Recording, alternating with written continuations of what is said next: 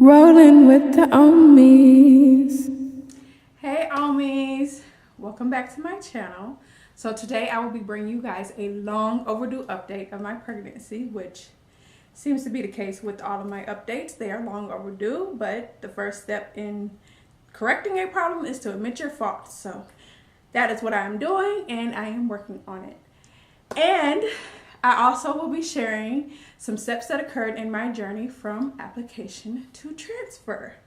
I know that a lot of people who are interested in a surrogacy journey, one of the main questions that they have is how long it takes and what's the process. So I will be giving you guys a step-by-step of everything that occurred from the date I applied to the day these little babies were implanted.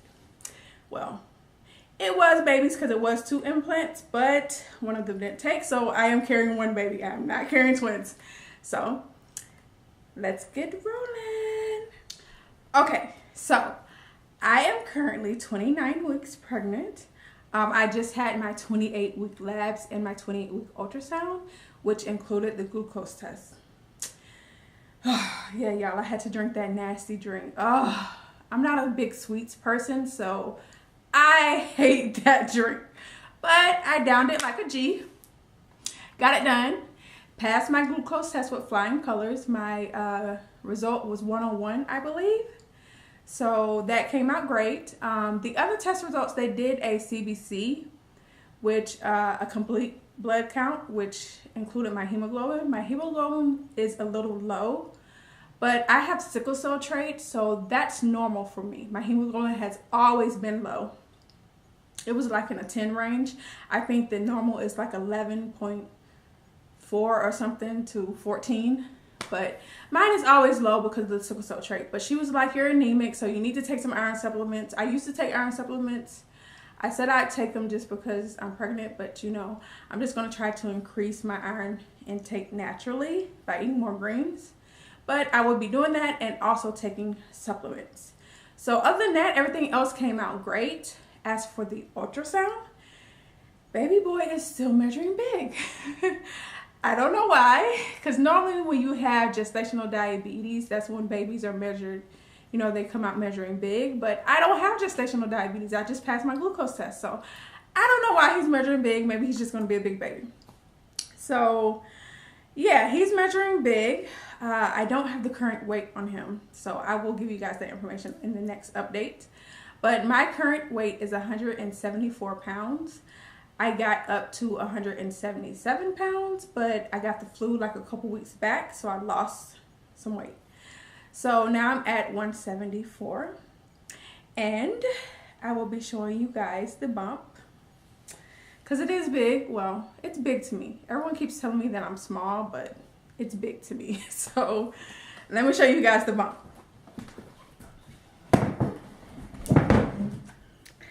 Okay, so I hope you guys can see it, but here is the front view.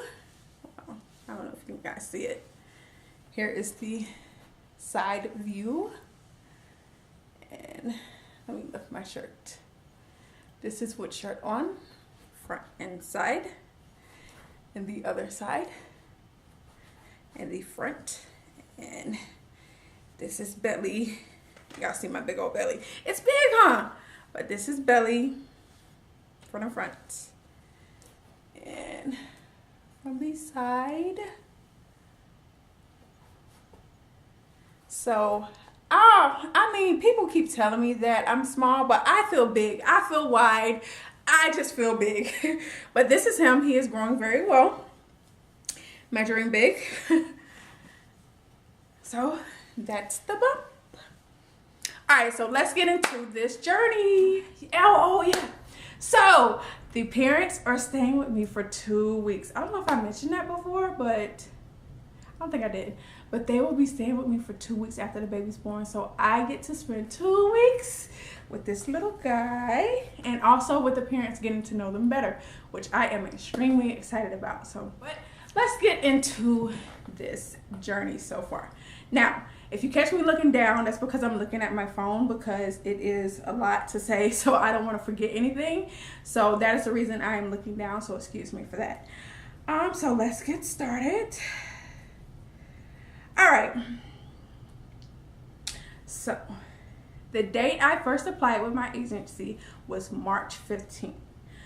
And the date I transferred was September 14th. So from the date I applied to the date I transferred was almost exactly 6 months. So it took me 6 months to start this journey to actually get to being pregnant. I know it takes some people longer than that, because some people, they do this for like over a year and they just have, you know, complication after complication after complication. I've been one of the lucky ones, thank you Lord, that I haven't had too many complications. There have been a few hiccups, but I haven't had any major problems that delayed my journey. But I will be going over some hiccups later on. But okay, so March 15th is the date I applied, and my application was reviewed by the agency the same day. I know some agencies take weeks to review applications, but mine was reviewed the same day. So on March 20th, I had my phone interview with the surrogacy agency. On April 6th, I was introduced to my intended parents, which means I was sent their profile to go over and make sure I would be okay with having them as my intended parents. So between March 20th and April 6th, I was, sending in paperwork, like my medical history, basically waiting to be approved to be a surrogate. But I was approved to be a surrogate like within a week, I want to say. Like it was a few days, so they approved me. So I got my profile for my intended parents on April 6th. On April 10th, I was officially reserved for my intended parents, which meant that I approved their profile and they also approved my profile. So we were saved for each other, so nobody else could swoop me up or, no other surrogate could ask for them as the intended parents or whatever. Now, after this, they sent my medical records over to their fertility clinic because I did have to be approved by their fertility clinic. They look over past pregnancies, any complications you have, if you're a smoker, things of that nature. They look over your medical history and make sure you're going to be a good fit for fertility treatment. So that happened on April 10th. On April 25th, I had my Skype meeting with my IPs. So you start off by viewing their profile, and then you have a Skype meeting. And, in the Skype meeting, you can ask them any type of questions that you want to ask. They can ask you anything. Then after the Skype meeting, you go over with the agency. Like they speak with the agency and I speak with the agency on whether or not I want to match with them and they want to match with me. So we matched that same day. So basically, that was done on April 25th. So I was officially matched.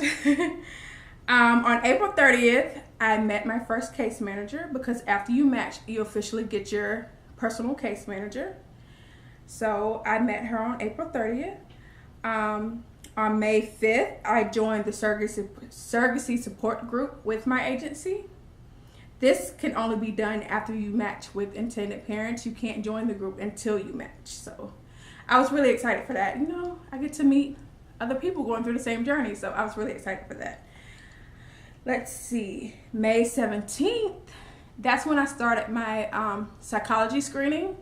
So basically every surrogate has to go through a psychology screening.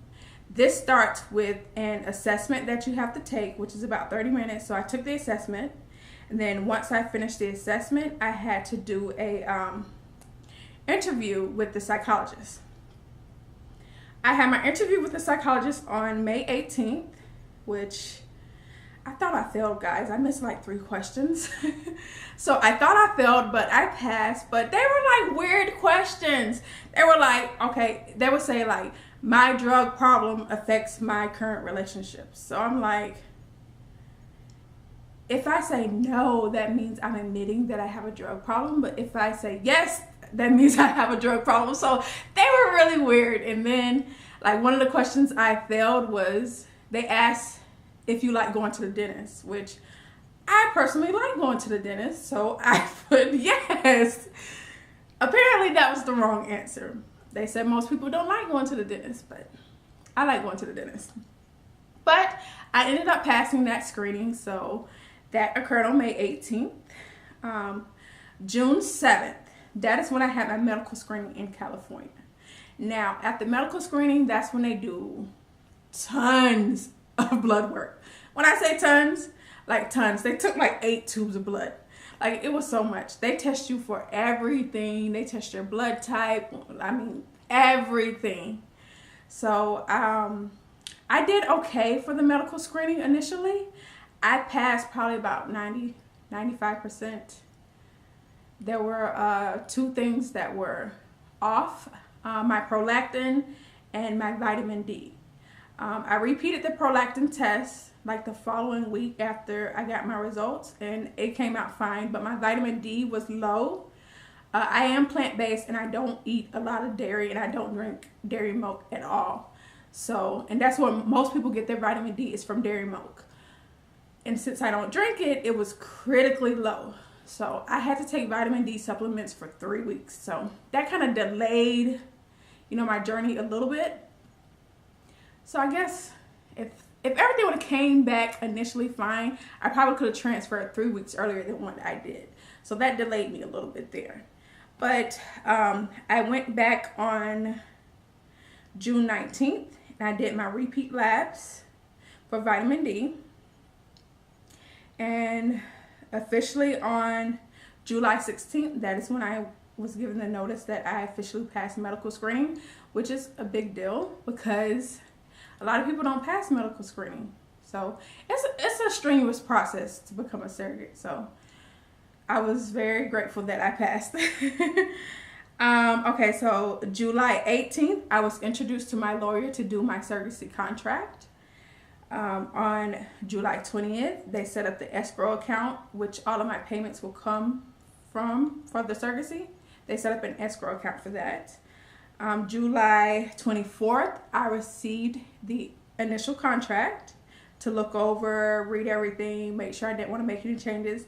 I made a few changes, and then by August 11th, I had legal clearance.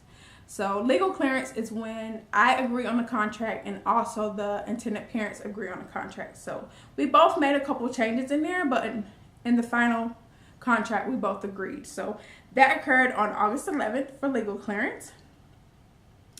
On August 15th, I was able to exchange information with my IPs, which this can't occur until you actually have legal clearance and you have a contract signed. All contact and any type of information you have for them, you have to go through the agency and your case manager, and they have to do the same. Like, I didn't have any emails, phone numbers, or anything. So I got all of that information, address, email, phone number, all of that on August 15th. Then on August 18th, I was able to start my IVF cycle. So this included, taking progesterone and estrogen and watching for your cycle to start and things of that nature. So that started on August 18th, which I had another little hiccup in there. So my original transfer date was scheduled for September 5th. And that was dependent upon how my first IVF cycle went. So after I finished my meds for my IVF cycle or whatever, my menstrual cycle did not come when it was supposed to. So, hiccup there. That pushed me back by another week. So my transfer date was actually September 14th rather than September 5th. So that's another little hiccup that can, affect your journey. If the IV cycle doesn't go as planned, it will push your date back. But I ended up having my transfer date on September 14th. I had 2 embryos transferred, so we were hoping for twins, but only one of them stuck. So I ended up with one little baby boy. So that is what I am carrying now. So I hope this, this step-by-step gives you a little insight on how the surrogacy process works. I hope you were able to intake all the information. I know it was a lot. And I know I kept looking down at my phone, but I hope you guys got some great information, and I hope it can help you with your surrogacy journey if you decide to have one. Now, a few things I do want you guys to keep a lookout for. I will be doing some more videos coming up on some problems that can occur during your surrogacy journey that can delay it. Also, some questions that you could ask your intended parents during your Skype interview. So I want you to look out for that. And I'm also going to be giving you guys some content on what to expect in the journey, because it's not, I mean, it's not a lot, but okay, it's a lot. It's a lot. It's some things I just didn't realize I had to do. But I mean, it's worth it.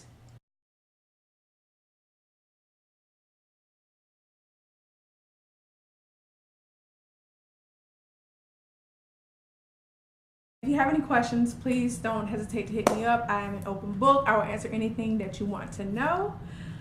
Thank you for watching my video.